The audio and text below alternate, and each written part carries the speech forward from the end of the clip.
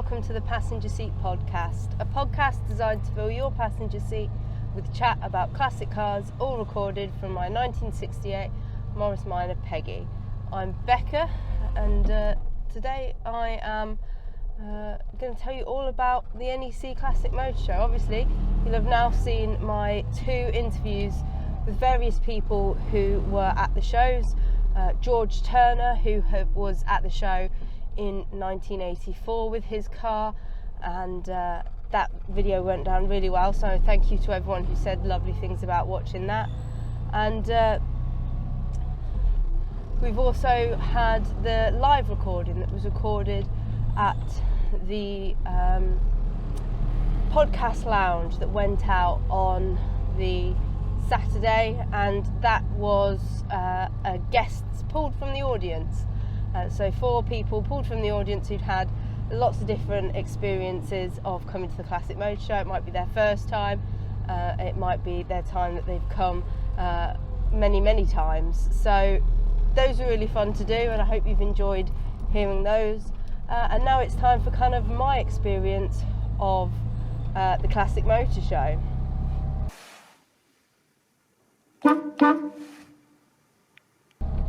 This is my second year doing 2 stands at the Classic Motor Show, and that always comes with its own challenges, its own things that keep me incredibly busy, but it is well worth it, and I always have a fantastic time.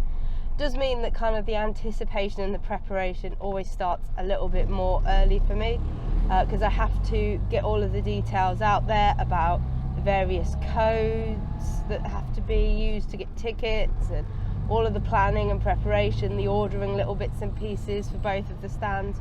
All of that takes quite a bit of time and adds up, but well worth it. So for the first time ever, I was actually able to be there first thing on Thursday morning, so that made a huge amount of difference to me for setup and for being able to make sure that everyone was there and was able to get in the right places, to put in a lot of prep into the kind of 2 stands, and just felt like a lot calmer for me than trying to kind of drive miles and miles over before the show and then get everything in place for the show.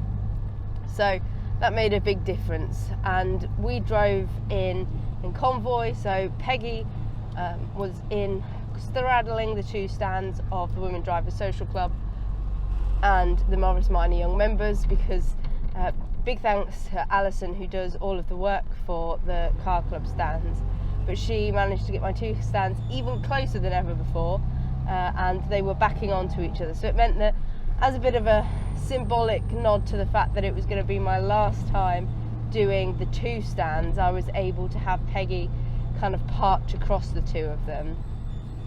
So she was parked across the 2 of them, and we came in with Yayan and Tash, as Laura, Yayan's Morris Minor, had been a last minute substitution on to the young members stand.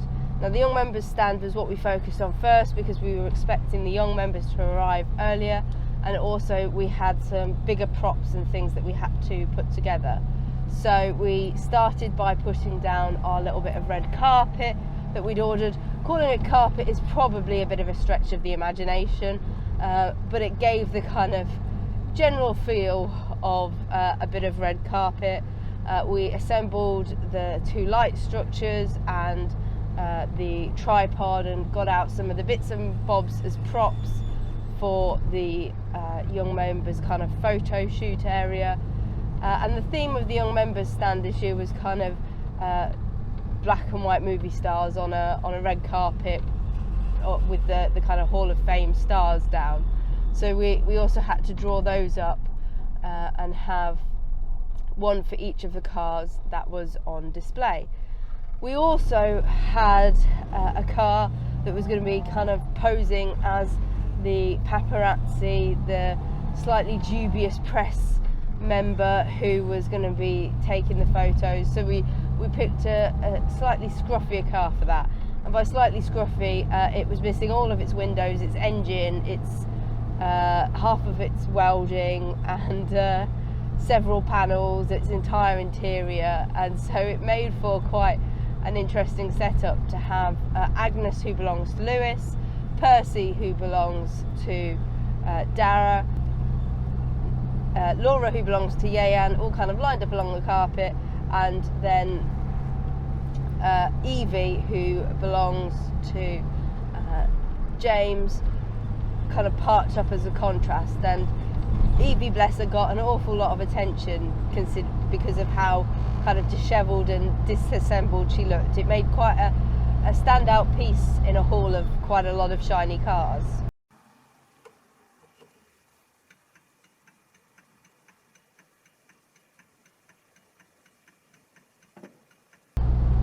Once all of the young members were in position, it timed quite well that the Women Drivers Social Club cars started to arrive. So they were able to reverse into their spots, and we had cars deliberately in the colours of the WDSC. So we had a green 1930s Riley Kestrel, so representing our love of earlier cars. We had that belongs to Alex. We had a lilac Linda, a Morris Minor convertible done in a very lovely lilac colour, and that belongs to Amanda, and that was kind of our 60s car. And then we had Black Betty, the MX-5, who belongs to Sophie and Hannah in our kind of main lineup. We also had 8-Ball Paul, who is an Austin J40, who belongs to Claire and Mush.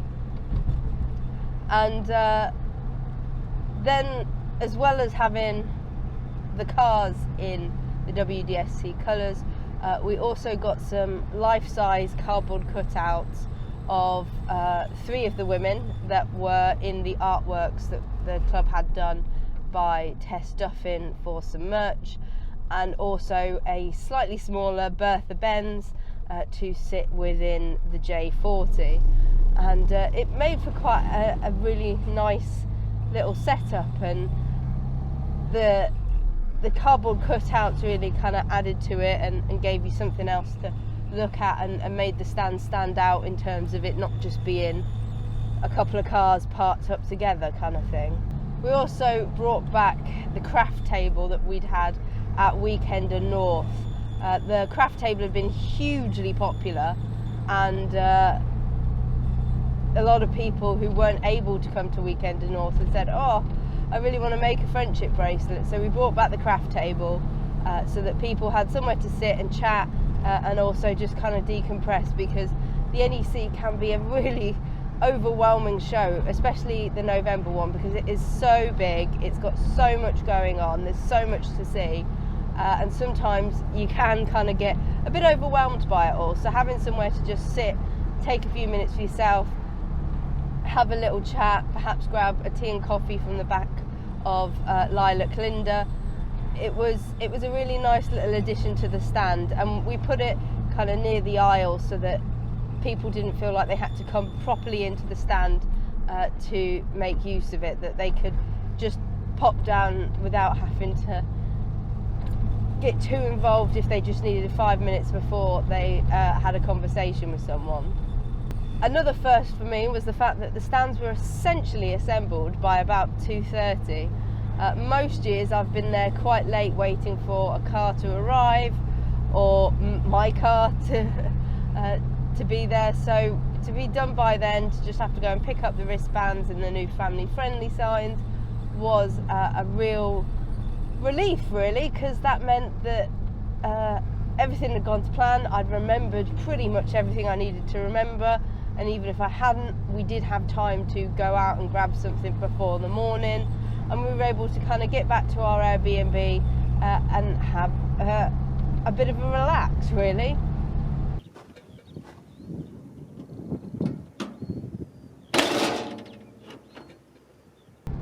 Now, the actual show days for me were kind of a little bit insane.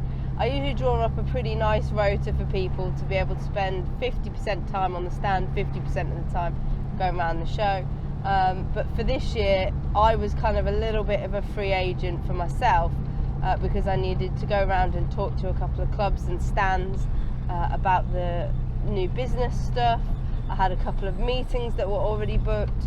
I had some stands that I needed to go and take photos of and engage with because they were their social media needed some photos and stuff taken for it.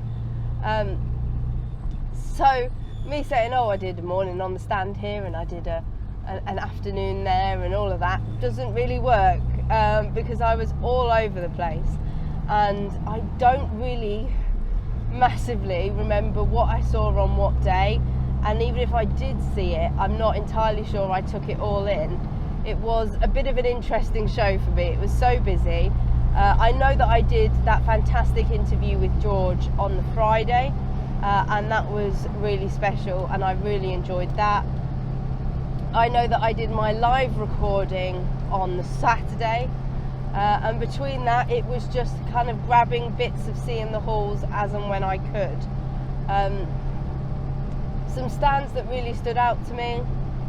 The Morris Minor Owners Club did a really fantastic creative idea this year by going into the kind of idea that the Morris Minor was so key to this export or die process that happened post-war, and so they managed to have all cars on the stand that had either been exported and come back for the show or had been exported and then re-imported at some point to the UK. And so it was a really fascinating display, some really innovative bits and pieces.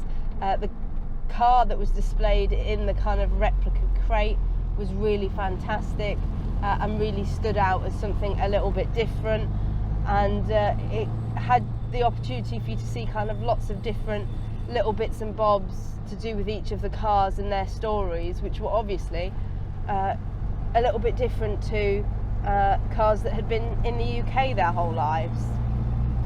You know that the Singer Owners Club stand is always a special place for me to go and visit, and their display of two cars that had been at the 1984 show was fantastic, and to have them both back again, as well as George himself, but then also two other cars that showcase kind of the other stuff that Singer has done that perhaps were not as popular in 1984 or were really considered quite new cars. So a Singer Gazelle owned by Jeff Carverhill, who we've interviewed on the podcast, and a Singer 10 that was restored mechanically and kind of put back on the road by one of their young members, was fantastic to get round and have and explore. And you don't see all that many 10s, especially at regular car shows, and that's another fantastic thing about the Classic Motor Show,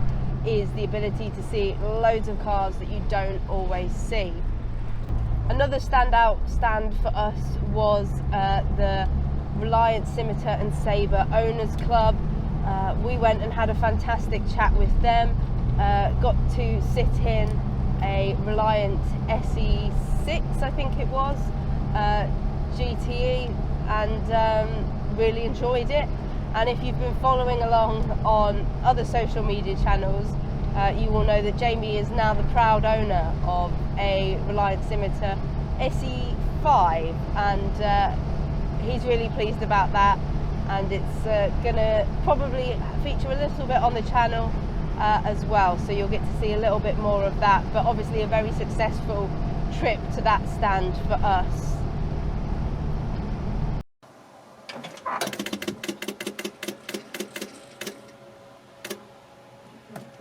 It's really tricky to remember some of your highlights nearly a week later, and if it wasn't something that you spent loads of time looking at, then you might struggle. But also, whilst you might have seen something, you might not realise how unusual or special it was until later.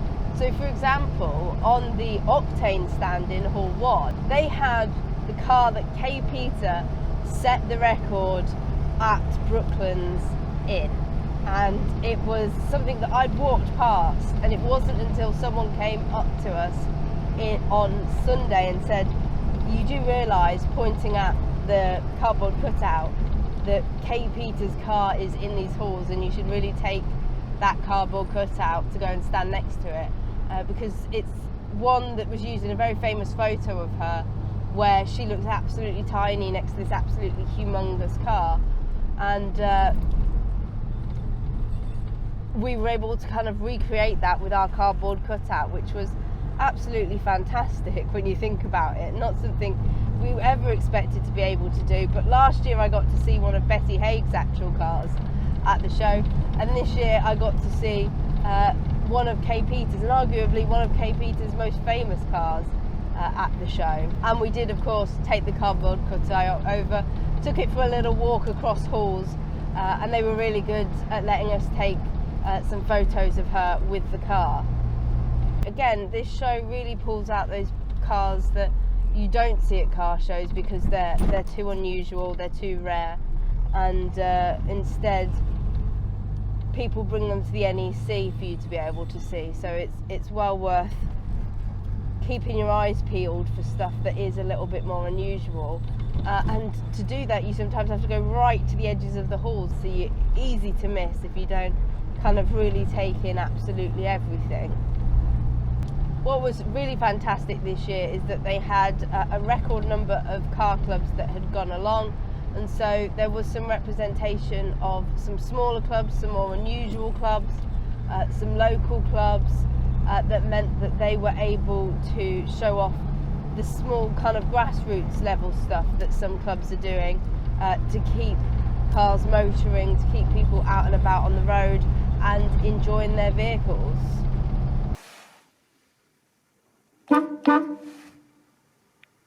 I didn't get round loads of the auto jumble this year, but I did manage to, in a complete stroke of luck, pick up a brand new carb for Peggy.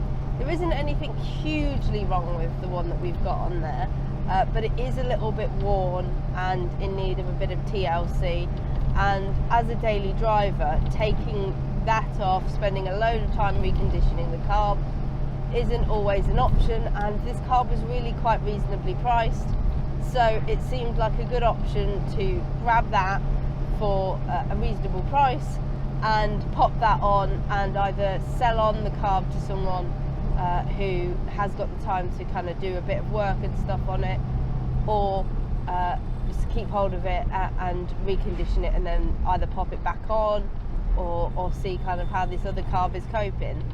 But it was a real find, considering that I wasn't paying huge amounts of attention to the auto jumble. I didn't get to see loads of it because I wanted to see the cars a little bit more, and I'd heard that it wasn't as good as it had been in previous years.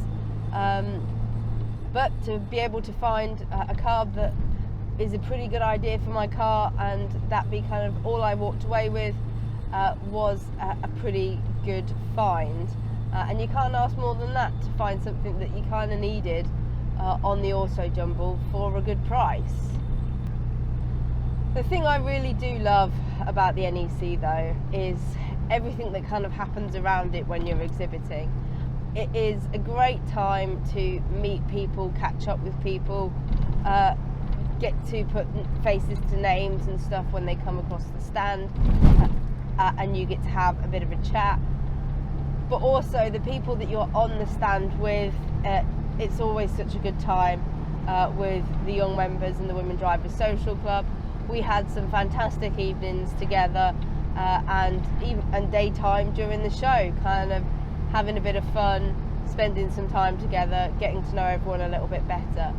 I always, in my experience, go for people that have been pretty actively involved with the clubs and with the stands, so that you do kind of know what you're getting and their level of commitment to the club at that point. But it's always so nice that you get to know everyone a little bit better. You get to hear some stories, you get to experience the exhaustion and the deliriousness together by the end of Sunday night, and you do feel really lovely bonded together.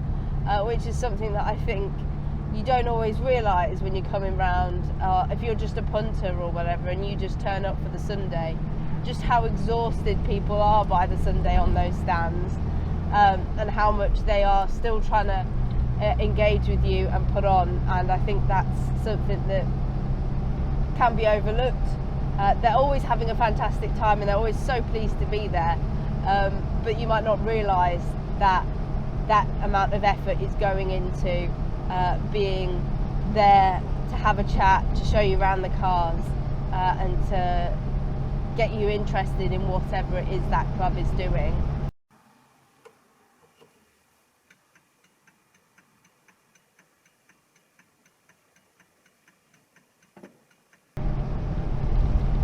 So all in all, I love this year's NEC. I hope that's been apparent, even if I haven't been able to give loads of details. It was a really special one for me to have two spectacular stands next to each other, to have such a great group of people, great group of cars, for the stands to be so well received. A lot of people were saying some really nice stuff about them, and having some fun with the props and the cardboard cutouts, and it just made for something a little bit different than what I'd been able to do in the past. And obviously it's my last year running the young members stand, so it was nice to go out with such a kind of positive end on that front. That kind of neatly wraps up the NEC content for this year. It was a fantastic show, and to be celebrating 40 years, you can see why it's continued to do as well as it has. And I look forward to next year. And in the meantime, we've obviously got the Resto show in March, and we will see how much I'm there for that. But it is a much chiller show with a lot less stress to get round and see everything, so that's always a bonus. Next week we've got some coverage of the St James Motoring Spectacle that we went to the week before the NEC started, and I've also got some more interviews coming which I hope you will really enjoy. But in the meantime, thank you ever so much for listening. Drive safely and happy motoring.